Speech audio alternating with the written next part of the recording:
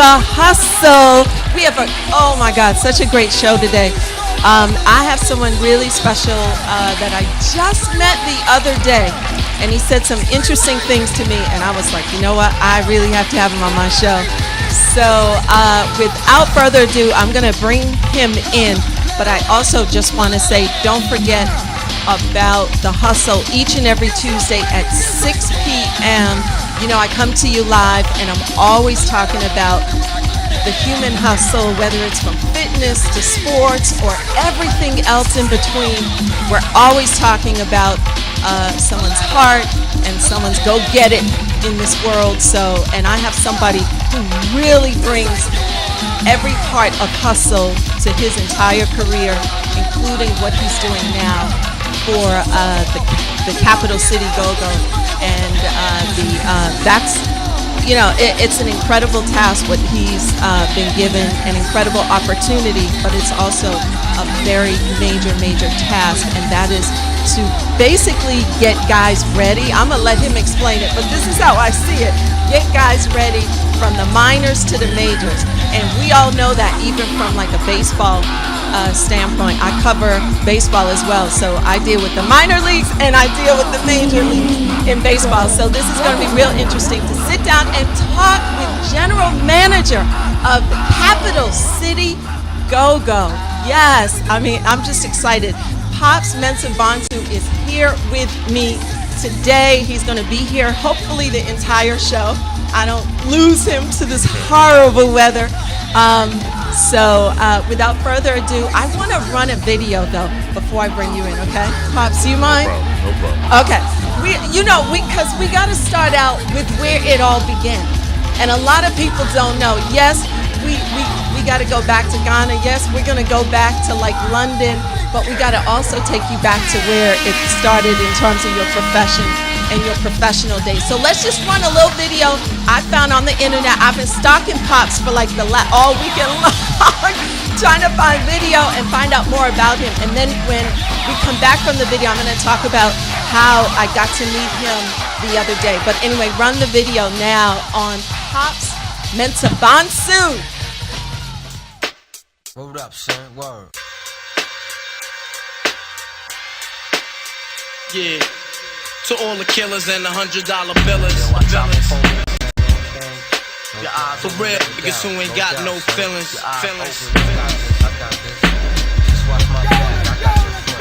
Check it out now.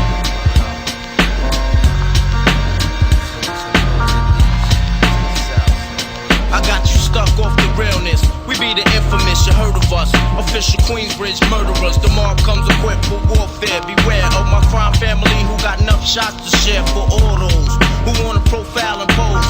Rock you in your face, stab your brain with your nose bone. You all alone in these streets, cousin. Every man for theyself in his land, we be gunning. And keep them shook crews running like they supposed to. They come around, but they never come close to.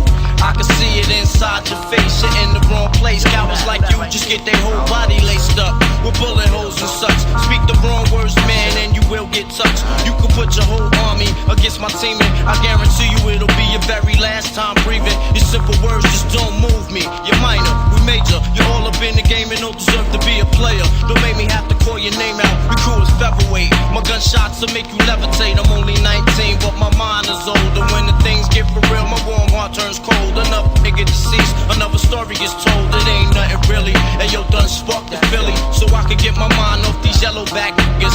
While they still alive, I don't know, go figure. Meanwhile, back in Queens, the realness and foundation. If I die, I couldn't choose a better location when it's... Oh my goodness, that was some incredible dunks, Pops. First of all, let me just say, that's his name. That's not me calling him Pops. So I just want to make sure, that's your name, right, Pops? That's your full name, correct? That's my middle name. Oh, that's your middle name. Okay. And why did you decide to go with Pops? My parents were from West Africa. I should say, I was named after my dad. Okay. And it's just how it is. So it's Pop. Oh, it's Pop. Okay. Does your family call you Pops though? Yeah, I've never heard my mom and dad call me that. Never. They've always called you Pops. Always call me Pop. Okay, and what do you call your dad? Dad. Oh, you call him Dad. Okay, I just making sure. He might punch me in the face if I call him Pop. Okay, I understand. Now, that's some incredible video. So just kind of share with us exactly what that video is from. Like, what were those days? Was that a combination of? Combination of my playing days at George Washington. Okay. Start of my professional career in the NBA and serendipitously. Get the crown, my nigga. Get the crown. I was known for my dunks. Right. When I played, there was always something that I kind of put my hat on. I'm so excited. I'm on the hustle now because that's what I kind of like what I do best. I play hard, I play tough, I play physical. I was always open to being that emotional player on the court. As you can see, I'm really more reserved. Look, you are very reserved now. I mean, when I saw that video over the weekend, I was like, that's not the same. That's not the same guy that I met Friday night at the game. People meet me before they've seen me play. Right. And they see me play, they're like, what happened? Like, Right. Who is this guy? Or vice versa. They'll meet me in person and be like, you're nothing like what I expected. Because obviously on the court, I'm energetic, I'm emotional, I play with my... But I see that's your love, though. I'm not saying that the No, Capital that's me. City Go-Go is not your love, but I'm just saying I can see your passion for that sport. That's what I'm saying. Yeah, basketball changed my life. So I felt like, why not put myself in a position where I can use basketball to help change other people's lives. Okay, that's wonderful. Well, take me back to how did you even get interested in basketball? Like, where did it all begin for you? I was 13, 14 years old. I grew up in London, England. Okay. Running track and playing soccer. Track was soccer was my first love.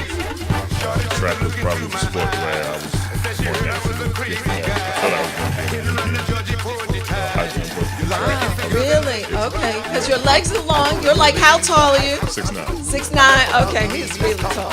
And so I thought, that was going to be my calling. And then my brother moved from London to the U.S. I didn't know what was going on. I know I'm here, he's got a scholarship to university out there. I think my parents saw an opportunity for kids. So I just remember my dad walking in. Well, I'm sorry, let me go back to how I got introduced to the sport. My brother went to the U.S. My dad told me to go practice. I had never played basketball. Okay. So it was just, I was just playing it recreationally. I grew to love it. So it was your dad who kind of said, hey, you should play basketball. So you weren't really interested in it. You were actually more so interested in track and field. I had never been introduced to it. Oh, you hadn't been I'm sure I was Okay. interested in it and I watched it, watched it all the time, but I had never been introduced to it. And once I started playing, it took me some time to grasp the sport and get used to it. I was growing so fast and I was gangly and I was skinny and goofy and then really grow into my body. So it took some time, but once I went to the US and I started to take it more seriously and take my body and take my craft and muscles, when I started my athleticism, my body caught up. Right. Wow. So in London, did you participate in something like they call it here, like AU or something? Did you participate in something like that? Yeah, they had club basketball in London, and I played probably every season. Okay. That was the extent. It wasn't as in-depth as it did. Okay. But I definitely participated in Right. You could probably turn the music down just a little bit. Thank you. And I, like I said, running track and soccer was what I did, what I loved best. So I actually took those sports a little more seriously. And then my dad came in one day and said, I'm moving to the rest of those schools. Right? I was excited because my older brother, I looked up to him. And I always wanted to do everything he did. So Right. I was going to follow in his footsteps. Right. So I got the opportunity to come over to the U.S. to go to school. It wasn't a basketball scholarship or anything like that. It was just me going to education. From high school. Okay, okay, got it. Okay, okay. All right. So the Wow. that's when Did you live in this area I though? lived in Brooklyn. I moved to Brooklyn when I went to school. Oh wow. So what was that like? Wait a minute now. I didn't know that. So you went from London to the US, but you had spent some time in the US prior to that? Just visited once. Just visit once. Okay, so were you like I wasn't really shell shocked. you weren't? People always ask me what London's like. I would tell them it's a small version of New York. Okay. You have boroughs like Brooklyn, the Bronx, Harlem. You just talk about a funny accent.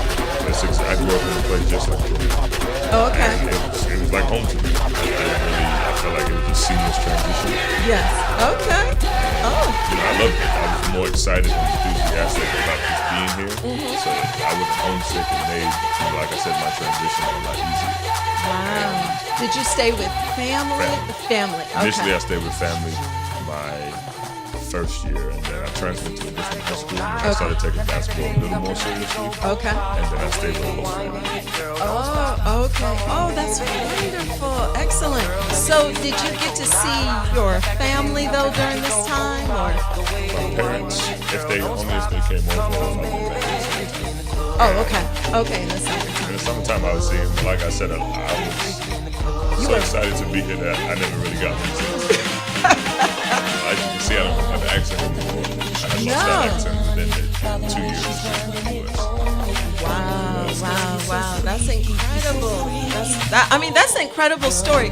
And the only reason why I say that is because, I have twins, but my daughter goes between pro and collegiate tennis. And you can do both, okay? As long as you don't say so. But you can do both. And so she played pro prior to her even going to college. And so it's pretty good. World ranking. No, she's really good. But we decided, hey, you ain't number one, so you going to college. You know what I mean? In tennis, unless you're number one. So she would go to Europe, or she would go play in Brussels or Germany or whatever, and she would be like, Mom, I want to come home. She was a little bit different, so that's why I'm listening to you going, okay, wait a minute. He made the adjustment, so that's exciting. Okay, so tell us about your GW days, because you're really, this guy is so respected and so honored at GW. They love you there, and I saw some of that video over the weekend. Didn't they just do something with you? It was a promotional event. Okay. To have a GW night, local games, and that's go Right. just to promote the game, promote GW games, and just to get more fans involved on both sides. And they kind of went all out for it.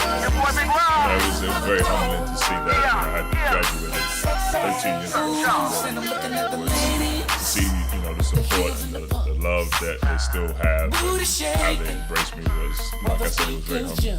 It's beautiful. That was a beautiful moment, because even I was looking at it going, oh my God, that's so sweet and special that they recognize you like that. That's exceptional. So I definitely wanted to talk about that. But really, the reason why I try to feature people on the hustle is to really talk about people's hustle and how hard it is sometimes to overcome. Sometimes you think you're going to do this and you end up doing something else in life, right? And you have to deal with that.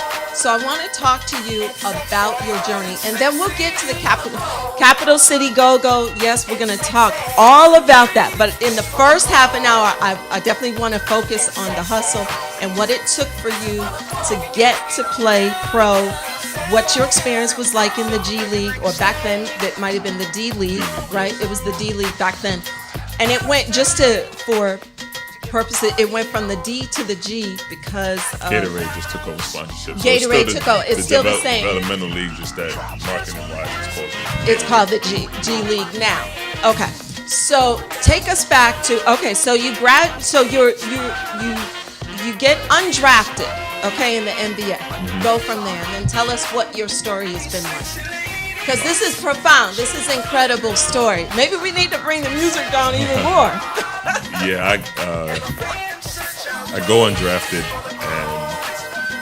and I thought I tried to enter the draft my junior year in college. Your junior year. Yes. Okay. And I had a good junior season. The team had a great junior year. We was nationally ranked for the first time in God knows how long. Right. And I was one of the main players on the team. So I got the word that I was going to have an opportunity to get drafted. I knew if I came back to school, not only would I graduate, have a degree, but we would be one of the better teams in the country and have a chance to make a real run at either Final Four or something like that. And when March Madness came around, and I got hurt. I got hurt 2 games before my regular season ended. Oh, okay. Your junior year. My senior year. Oh, this your senior year. Okay. So I knew I was coming back. So I came back to school. We had a great year. We were top 5 in the country. Okay. And then I got hurt 2 games before the regular season ended. Oh my goodness. And I tore my meniscus. And I remember the doctor telling me, you have one of 2 choices. You can have your meniscus shaved down and be back in 10 to 12 days and play in the NCAA tournament, but by the time you're 30, you're probably not going to have too much cartilage left and you're going to feel pain. And I remember laughing at the doctor saying, I could jump 40 inches off the ground. I don't have to worry about me and my cartilage or not being pain-free. And then the second option was you could repair it, end your college career and miss the NBA draft and so on. I was obviously, which route I took, and I would probably do the same thing 100 times. And I decided to, go with shaving my meniscus down and coming back in. I think I came back in like 7 to 10 days from surgery, and I played and I wasn't really 100%. I think and you came back in how many days? 7 to 10 days. Okay, because a lot of people don't know I'm a trainer. So I train people during the day too. So I'm looking at him like, that's remarkable what you did. Yeah, it was. That's incredible. Yeah, I was young and I was, obviously I healed fast. Yeah, you healed but really I probably, fast. for my career, would probably been smarter to repair it. But for me, with the season that we had and the opportunity we were going to have in regards to the NCAA tournament, I was, as a young kid, you're not going to stop me from doing that. Right. I understand. So I decided to have it shaved and play, and I wasn't really 100%. And did you feel pain? Not pain. It just wasn't full strength. Right, and could you lift? I could, my game was predicated on my athleticism at the time, and I wasn't as athletic as I was, so I wasn't as good as I normally was. And we played against, the selection committee. It reflected in that in our seeding. We were the number 3 team in the country and got an 8 seed, which kind of goes unheard of if you look at the NCAA tournament. So we had to play Duke, the number 1 overall seed in North Carolina, and they had Sheldon Williams at the time, I believe, and he was the best big man in the country. And on a regular day, I wouldn't have lost any sleep playing against him, but at 60%, I was no match for him, and so my career ended right there. And then it goes on. Obviously, everybody's watching. That's incredible. I go undrafted, and I remember calling my mom, or my mom calling me, telling me she didn't understand what happened, and she cried, and it was tough to hear that. And I remember just going back to my hotel room and just trying to figure out, what my next step was. I've been knocked down again, and ran into another hurdle, but it's always been more difficult for me to quit than it is to keep going. So I decided to, not feel sorry for myself and just figure out how to make it happen, because I wasn't going to allow my narrative to be determined by me going undrafted. So I brushed the tears away. I definitely shed a tear. I brushed the tears away, and I toughened up and just told myself I was never going to feel pain like that again. And I was able to get signed to the Dallas Mavericks out of Summer League. Out of Summer League. Out of Summer League, yeah, as a free agent. So that was the start of my pro and NBA career. But how were you in terms of your healing? Were you? By the time I got to Summer League, I was pretty much 100%. You were 100%. But could you play at the level that you were playing at prior to the injury? Oh yeah. Oh, you could for sure. Okay, for sure. Yeah. Okay. It was just a minor. I've had 10 surgeries in my life, and luckily the ones on my knees have never been like major major surgeries like the ACL or patella tendon. I just had scopes, but my knees, I'm paying for it now. But my knees, they were able to hold up throughout my career. And again, my game was predicated off of my athleticism, and it never affected me. Oh, that's wonderful. Oh my God. That's an incredible story, though, just that part alone. I mean, because that could shatter a lot of people's dreams. And, God knows, especially when a lot of people don't realize that when kids are getting ready to be on full display, scouts are looking. I mean, everybody is like this on you. And now all of a sudden, you're injured. You know what I mean? Yeah. That's difficult to handle. It is difficult to handle, but again, I always told myself coming from London and getting to that point, when I saw that window of opportunity, I wasn't going to allow it to pass me by. And just said I didn't want this to be something that defined me. And I was going to, I've always been a firm believer that adversity doesn't build character, it reveals it. And so whenever my back... Yes. Oh, say that again, Pause. Oh, no, I love that. Say it again, because people need to hear that. Yeah, adversity doesn't build character, it reveals it. It reveals it. Yes, it does. It reveals Yes, it. it does. It reveals it. Wow. And whenever adversity is present or is in front of me, I always, go back to a Martin Luther King quote, which is, fitting because, his Martin Luther King Day was just this past week. And, it goes, the ultimate measure of a man is not where he stands in moments of comfort and convenience, but where he stands in moments of conflict and controversy. Yes. So whenever something difficult comes up, that's when you find out who you really are. And so that's how I've always looked at things in life. If it's difficult, if it's tough, if there's adversity there, you either fold or you say fight or flight. Yes. What you gonna do? What you gonna do? And so that's what determines the measure of a man or a woman. And Yes. That's how I've always looked at things, and I think that quote has allowed me to get here today. Wow, that's exceptional. Okay, so fast forward. So take us to Dallas and your whole Spurs, and take us through. I played with the Dallas Mavericks. That year, we were the best team in the NBA. That was the year Dirk Nowitzki got MVP. Yep. So as an undrafted rookie, obviously I'm not going to play that much. Right. That's when I had my first stint in the G League. I got assigned to the Fort Worth Flyers at the time. Okay. Which was the Dallas Mavericks G League team. Okay. Now, how do guys accept being, say, assigned to the D League when they're thinking, oh, well, I just got signed by Dallas Mavericks. Even if I'm on the bench, it's all right. I'm just gonna play, right? I'm gonna get my time in the game, and then they go, oh, excuse me, we're gonna assign you to the D League for a little more development. Just take us through that. It depends on your approach.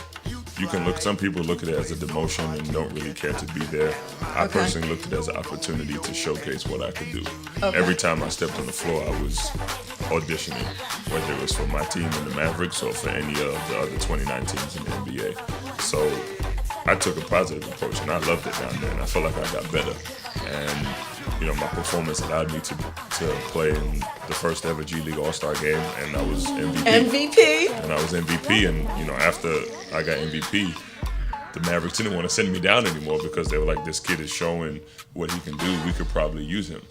Right. So, I spent the rest of the year pretty much with the Mavericks after, getting the MVP and being dubbed, one of the, if not the best player in the G League at the time. So wow. It was exceptional, though. Yeah, it was cool. So that's why I use my experience as a G League player there to fuel and help the guys now and allow them to understand, that I've sat in their seats and I've been there before and I understand the process. And I have an affinity for these players because I know what they're going through. Because that year I was an assigned player, so if we fast forward to 2 years later, after playing a year in Italy and then playing sometime in Spain and going back to the G League as an actual G League player. Okay, so take me through that, because how do you do that? When you go from playing in Europe, and then you come back and then you're assigned to the D League? No. I wasn't in the NBA, so it's not assigned. I just signed into the player pool, is what they call it. Oh, the player pool. Okay. And then they have a waiver list of teams. So, right now the Capital City Gold are 20th on the NBA on the G League waiver list. So if a player signs in the list in the pool, there's 19 other teams who have access to him before we do. Before you do. Yes. Okay, got it. Okay. So I signed in, and I signed with the Spurs G League team, and I played, 8 of the best games I had ever played, and I think I owe that to the Spurs organization and the coach who coaches the Utah Jazz now, Quinn Snyder, at the time, who believed in my game and really gave me the confidence to perform at the highest level. And how did you find Pops? Love the other Pops. the real well, one. we call him Pop. Yeah, we don't call him Pops. Yeah. How did you find him as a coach? The best. The best. Okay. I don't what really what consider makes him a him coach. what makes him the best? Other than his legacy, we know that there's something special about Pop. I don't know what it is, but there's something special. Other than I know he's got a winning record and he's the most winningest coach I think out there, but in the NBA. But I'm just saying, what else is there about him that you could pinpoint? Emotional intelligence. Oh, EQ. Not EQ. So he got IQ, but he got EQ. Yeah, EQ. Oh, yes. He has a unique ability to connect with every person, let alone player. Okay. And, I'm an undrafted NBA call-up from the G League call-up, and he calls me into his office and sits me down and tells me, "We called you up for a reason. We're going to give you an opportunity to play. If you play well, you continue. If you don't, you won't." And I just remember, as a competitor and as a man, that's all I've ever wanted to hear. I've been in situations where I felt like coaches weren't honest with me or just weren't transparent enough for me to understand my role. With Pop, I knew exactly what I was getting into and what I had to do to get on the floor. And he has this unique ability to, like I said, to connect with every individual person in a different way. Wow. And that's a special quality. It's a skill, talent. I don't know what it is, but he possesses it, and they cut me, and I would still run through a brick wall for Pop. Wow, that's exceptional because, think about it. He's got to get through the guys who are young, who make a lot of money. So how do you connect with guys like that really, they don't have to listen to you if they don't want to? It's true, and that's where the EQ comes in. If you're able to relate to these guys, and obviously these guys make millions of dollars, and you have to give them that respect. And if you give them the proper respect, they'll give it back to you. I would say you get what you give, and that's what Pop does. He does that. And when he's earned that respect, whatever he says, whatever comes out of his mouth is gospel to them. And it was the same. He treated me the same way he treated Tim Duncan, which for me was insane. That's phenomenal. It's phenomenal, right? Because I don't think he's arguably the greatest power forward ever, and I'm a G League caller. Right? Yeah. Exactly. Really Yeah. But he's loved by everybody, Exactly. so that says something. And when you say EQ, that makes so much sense because he's loved by. I talk to so many different journalists and reporters, and I'm always asking them, "What do you think about Pop? What makes him so special? What makes him win so much?" And so, or win in the past, Golden State Warriors has dethroned everybody. Well, I say this. I think had Kawhi not got hurt, we would have been looking at a different playoff series a couple years ago. Oh, a couple of years. Oh, no. Yeah. Away from that series. That's when I worked for the Spurs. So, obviously, I have a little bias there. But at that moment in time in the game, we were up 30 points. Yeah. And so you have to understand that you can see that series going 6 or 7 games. Yeah. But why do you think Kawhi didn't want to stay there? That's a good question. Okay. I don't know. It's tough to say. I asked that question. It's a relationship. Why did bad breakups happen? I know. No. I was just messing with you. Yeah. I wish I could give you the actual answer. But, I was just playing because even I know from inside to the inside to the inside to the inside, it's not always easy sometimes when you have a guy who has been there, you know what I mean, through thick and thin, and they've gone through so much together. Sometimes there needs a break. There needs to be some, you know what I mean? And I think that I wanted some different stuff, and I'm not saying that he couldn't find that there. And they to me, they love each other and they care about each other, because I've seen them hug even after games where the Raptors come and beat the Spurs. And they hug each other and they interact with each other in a very positive way. So I can tell them that there's just some other things. But, you know, hey, it's business. So, you know, what can we say? Okay, so we're going to take a break. But when we come back, okay, we've heard all of that. Now, we're going to talk to Pops about what he's doing now and how he's progressing the Washington Wizards. And the reason why I say that is because there's somebody on the Washington Wizards that is kicking butt right now that he just left the G League just like a few weeks ago. So when we come back, we're going to talk to Pops all about that, okay? When we come back, the hustle. We'll be back. We're gonna let it rock for the Southwest, Southeast, Northwest, and Northeast soldiers. Say what? Say what? Hey man, this ain't the water. Let it rock, let it rock. Guess what, man? This ain't the water.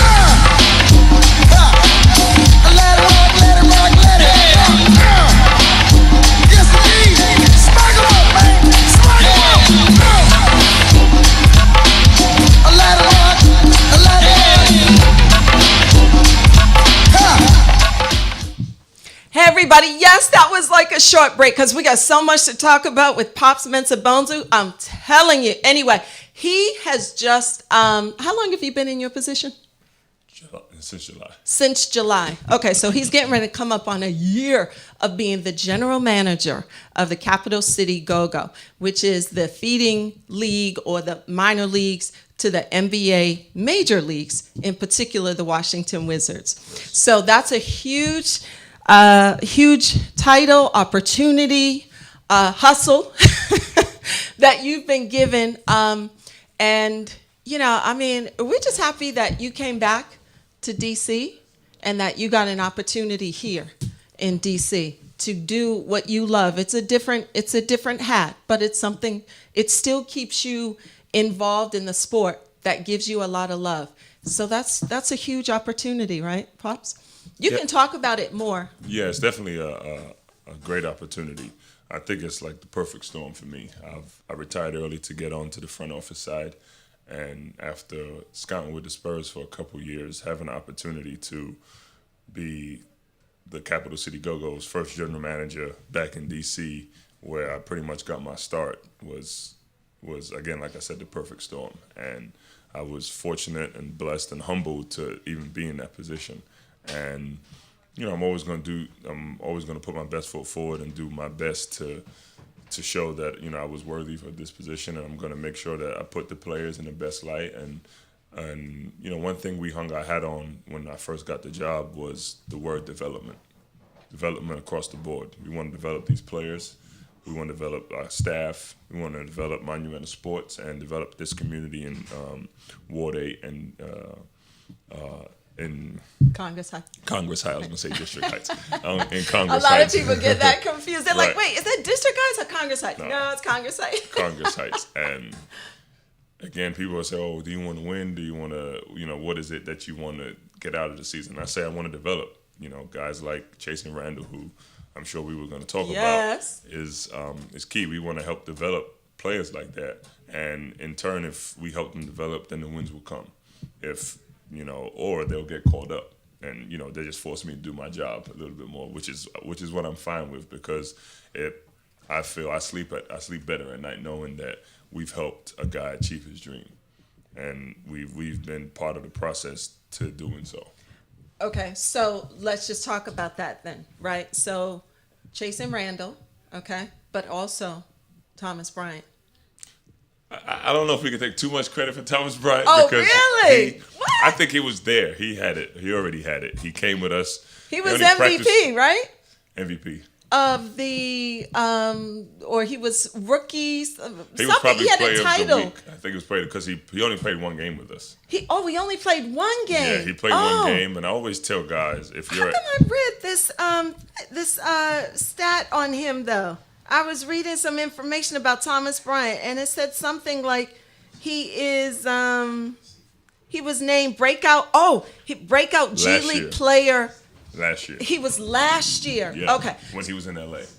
Okay, but he wasn't playing because we're just new, yeah. This is our right. Okay, so Capital City Go-Go, just to say, debuted just 2018-2019 season. Yes. Okay, so Thomas Bryant was with an LA G League. The Lakers G League team, yes. The Lakers G. Okay, so are you saying that they partially responsible for developing him? I definitely wouldn't say that. No. No. I definitely. No. Okay, so he just came with a whole bunch of skill anyway. He has the size, he has the skill, the motor, and it's just about unearthing it and just bringing it to light. And Okay. And he practiced with us a few games, and I just remember telling him, if you do what you do best, like you can contribute to the Wizards right now. You saw that.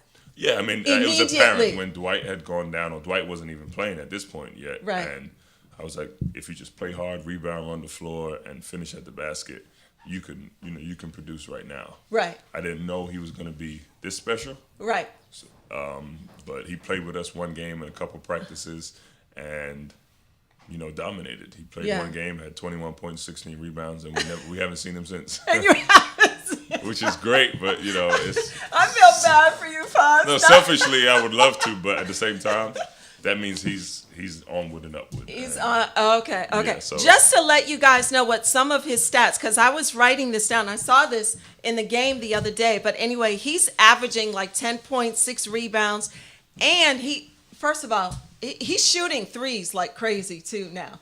I'm like, He's got skill. He's got skill. I was like, look at him hanging with Boogie the other night, right? Did you see him? I mean, he's just great. He's also, he's just a rising star. He's one of the best. Look, he's shooting 71%, right, in true shooting, 78.4% from restricted area, and he's the youngest player with 30-plus points and 10 rebounds while shooting 100% from the field. And currently, he's one of 4 players to shoot over 60% free throws and over 80. Field goals and over 80 from the free throws. So, he's got a remarkable story. Oh yeah, he's a talent, and again, the sky's the limit for him. And I guess unfortunately with Dwight going down, it allowed somebody, Thomas Bryant, to get the opportunity to play. And at first, obviously he was trying to find his way and rough around the edges. Now he's, you just assume a role, and that's how guys develop. You throw them into the fire and see how they can, and see how they fit. But let me tell you, when I first saw him, I said, oh no, wait a minute. I love his energy. I just when he got on the floor, I was like, oh my God, thank God somebody with some energy for the Wizards. He was so exciting to watch. Like his first few games, I remember watching them. And I'm telling people I'm watching the game, I go, you see that guy right there? He's good. That's what they need as the center. That's what the Wizards need. They need somebody with that kind of energy. I love that. Mm-hmm. Jan doesn't really, kind of feel bad for Jan a little bit, but I think Jan understands, his role, and I think that Thomas Bryant is, he's younger. He wants to make a way for himself. So I'm just excited about him. So tell me about Chasson Randall. Since probably Chasson Randall, you had more of he's been in the league. He's been with you guys a little longer, correct? Yeah, he spent the first half of the season for the most part with us, but coming into the season, his demeanor, his character, obviously the way he plays. I remember telling the coaching staff he's probably not going to be here. He's not going to be with us. If we just, put him, just roll the ball out and let him play. Right. He's going to, someone, hopefully the Wizards will call him up soon. And, he was getting that attention. So you saw that immediately. Oh, yeah. It's just a different level of play that he has. And, he's a combo guard. He can score the ball. He knows how to play on the point. He can pass. He can initiate the offense. He's got a high basketball IQ. When you tell him something once, he's got it. after that. And Yeah. He reads the floor, though. yeah, he really knows how to play. I think yeah. that's the Stanford. Is that the Stanford that's influence? That's Okay. the Stanford smarts that come out when you see him play. But he's a special player. But even more so than that, he's a better person. When people ask me what he's like as a player, I say, well, you think he's a good player? They say, yes, well, he's a better person. He's a better person. His character is top notch. He's a high-level character guy. And when you have somebody like that leading your team in regards to us as a G League team, it sets the stage for everybody else. Okay. And, like I said, I knew he was going to be successful, just interacting with him and then seeing his ability on the court. I was like, when he finally gets his chance, he's going to, we'll never see him again. You won't see him. No, we won't. So how do you deal with that, though, Pops? I mean, when you see players, that some of them are not going to be with you much longer. How do you keep your guys focused and develop your own team to be successful in the league that you're in when you know that it's a up and down? Like sometimes they'll come, they may get sent back down, or they may be pulled up to the NBA. How do you stay focused? I take it back to the word that we used in it to start. It was development. We want to develop these guys, and if you look at our roster now, we have no NBA two-way players. We have no assignments on our team. And for the most part, we've been playing our last 10, 15 games like that. And for us to still have the record we have without that, it's a testament to the coaching staff that we've put in place and their development skills and how these players have progressed and gotten better over the course of the year. And I'm kind of more proud about that than like Chase, because Chase was going to get caught up at some point. We knew it. Okay. But you're saying right now you have players that are grounded with the G League. There's players that are G League, who are G League players, similar to how Chasen was, that have gotten better and then are starting to come as a team and perform better as a team. And, now we really have something going, kind of, hitting our stride. And I spoke to them today, and I told them, we had the opportunity, had we won our last game on Sunday, to be first in the Eastern Conference, and for an expansion team, that's unheard of. And I told the guys not to be content with where we are. We've done something special so far, but it's only special if we follow through and continue to do so. So don't get content or complacent. Let's just figure out how to build on the good stuff and fix some of the negative things that we've been doing. And I think they're taking heed to that. We got a tough game tomorrow against the Toronto Raptors G League team, who are one of the better teams in the league. But again, we've had tough games up to this, and our players have risen to the occasion and have played at a high level. And I expect them to do so again tomorrow. I don't. I don't give them any excuses. We don't give them a chance to have any excuses. We've had injuries. We've had call-ups. We've had guys, go down, and we've had other guys have to step up. So, again, here's another opportunity for these guys to step up, and, hopefully they live up to it. Wow, that's exceptional. So just to give, our audience some information, where do we stand in terms of Capital Goga? Like, what is their record, and what is their standing, as to other teams? Right now, we're 17-12. Okay. And we're third in the Eastern Conference. Okay. And we are second in our division. Second in our division. Okay, so basically it works almost the same way as the NBA? To an extent, only 6 teams go to the playoffs in each conference. It's either the 3 division winners and then the three best teams after that. So the 3 teams with the best record, and then the 3 division winners. So if the 3 division winners have the best record in the conference, then they go down. So those 3 teams will make it, and then the next 3 teams with the best record will go from there. Okay, and we are part of the best record. We're the third in the whole Eastern Conference. We're third in the whole. Okay, right. so right now we're in the playoffs. We're in the playoffs, right. But it's early. It's kind of early. We've got about 15, 20 games about 15 some odd games to go. So we, we just gotta, like I said, not get complacent and continue to build on what we're doing. And if we're able to win 80% of our games, we'll be going to the playoffs. Right. In a good position. Okay, so just tell our our audience a little bit about, because I was like, well, what does it take to get in the G League? Like, what if you're not so popular in college? Okay. There's an opportunity for you. Right. We have Can you open speak tryouts. to that? Yeah. We have an open tryout system where prior to the season we'll have tryouts basically, and it's for any and everybody. It's for any and everybody. When Regardless is of- that? Like about summertime, or is that more End of like the summer. September? It's mid September. Mid-September. Okay. Mid September, and And people can just sign in somewhere, Easy. or just pay $150 to. Oh. It sounds like a lot, but I always tell the story of Jonathan Simmons, who played for the Spurs. He had to borrow $150 from his mother. He told her he had to go fix his car, but he lied and went to the open tryout. But he made the team. He made it past the open tryout. Played for the Austin Spurs, and then got called up that year. Then the following year, he was on contract with the Spurs, and just signed a contract for $50 million. The same guy who borrowed $150 from his mother. oh, no way. Is now a millionaire.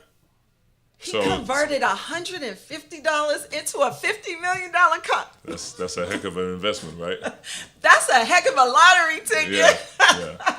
But he bet on That's himself. incredible, though. He bet on himself, and I always tell guys, Yes. bet on yourself, because you know how much work you're going to put into it and what your capabilities and your abilities are. And he's now, like I said, he's changed his whole life just because he took a chance on himself. Wow, awesome. Okay, so if you think you have what it takes, okay, you can just go online. Well, we make it public. Right now it's middle of the season, so we haven't put up when the next tryout will be. But okay. we'll probably, there was about 130 guys who came to our tryout. Oh, wow, this past 130. year, And how many of them got signed by you guys? We signed three of the guys. Three of the guys. 3 players from the open tryout on roster right now. Wow. And there's usually about how many spots available? It depends on how the team decides to use it. Some team, you're only allowed to have 4 open local tryout guys on the team. On the team. We use 3. Okay, and then the rest of the players come from The G League draft. The G League draft. Okay. NBA affiliates, or they come from returning rights players.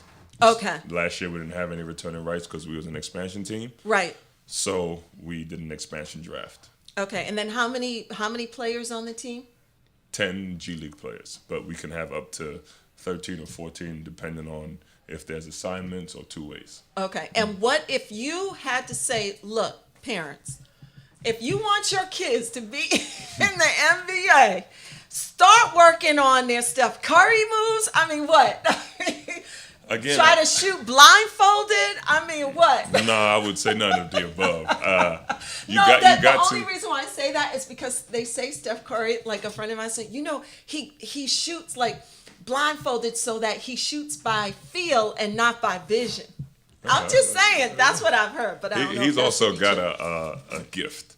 Inherited. And he's, I wouldn't even say inherited, but he's got a gift, but obviously he's worked on his craft. Yes, he has. So, no, you're not. A lot of the time when we see guys like Steph Curry, we only see the finished product. We don't see the 5 a.m. workouts and the tireless hours he spends in the gym, working out and pouring into his craft. So we really, I would say, to a young kid or a parent who has aspirations for their kid to be in the NBA, ask them if this is really what they want to do.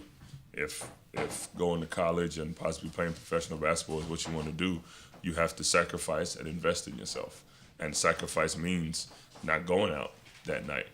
Making sure you get your homework done so you can be eligible. Making sure you don't, drink or do this or smoke or whatever it is that's going to affect your body physically. Yes. You got to make sure you do those sacrifices so that investment will pay off. So that's what I would say. Always find out if this is really what you want to do. You can put the work in to do so, but what you put in is what you get out. So if you're going to slack off and not do that extra rep or, run that extra lap, then it's going to be apparent when it's time to play.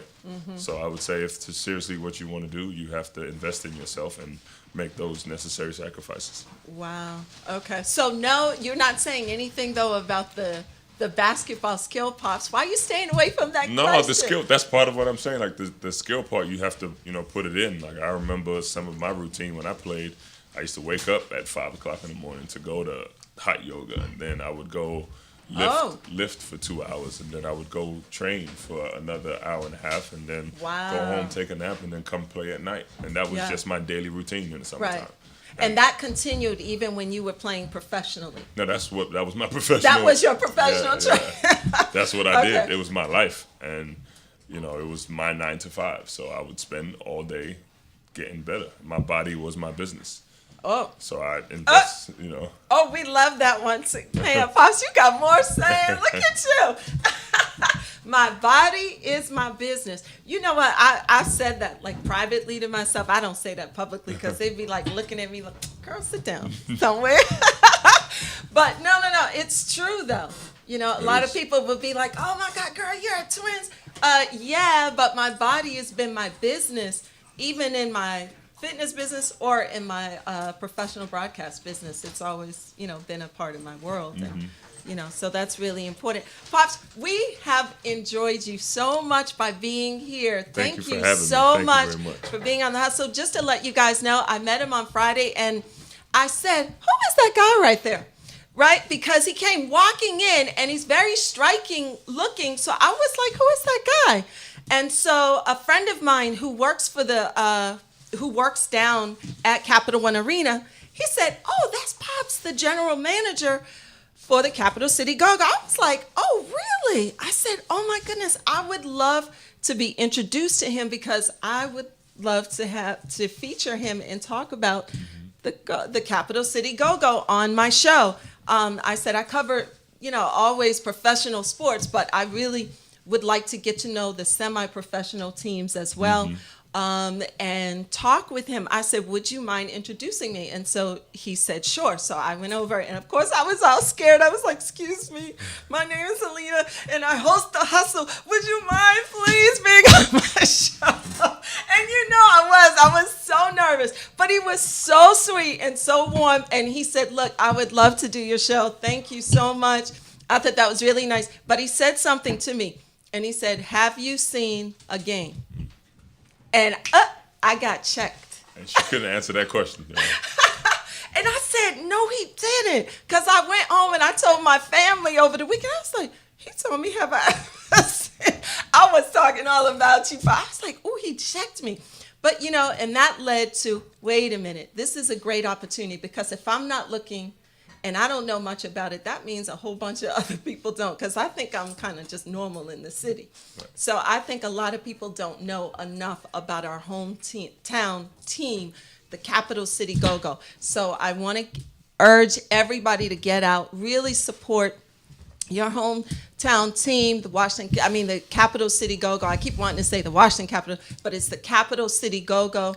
It's named after, obviously, the Go-Go, because that's, for those of us who went to high school in D.C., like me, a product of D.C. Public School, like me, just up the street from you, I was, at Duke Ellington.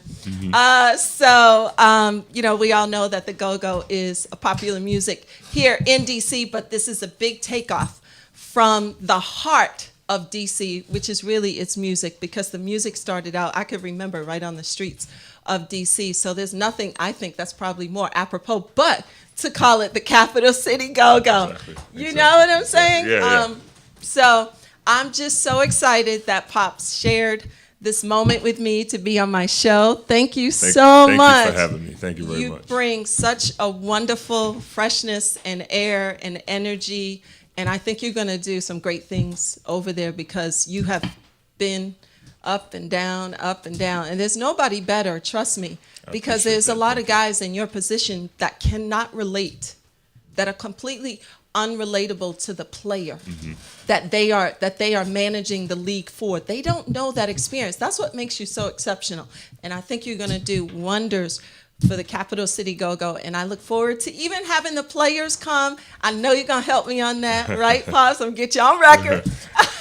You got to come to a game first. So, I'm coming. No, I'm coming to the game. We're going to do a whole bunch of stuff because I'm going to feature The Capital City Go-Go right here. So just to let everyone know, is there a website people can buy tickets? Where should they go, Pops? Definitely, you can go to gleague.com. Okay. And then /Capital City Go-Go, and you can go to our website there and see the schedule and buy tickets, and follow us on social media as Capital City Go-Go.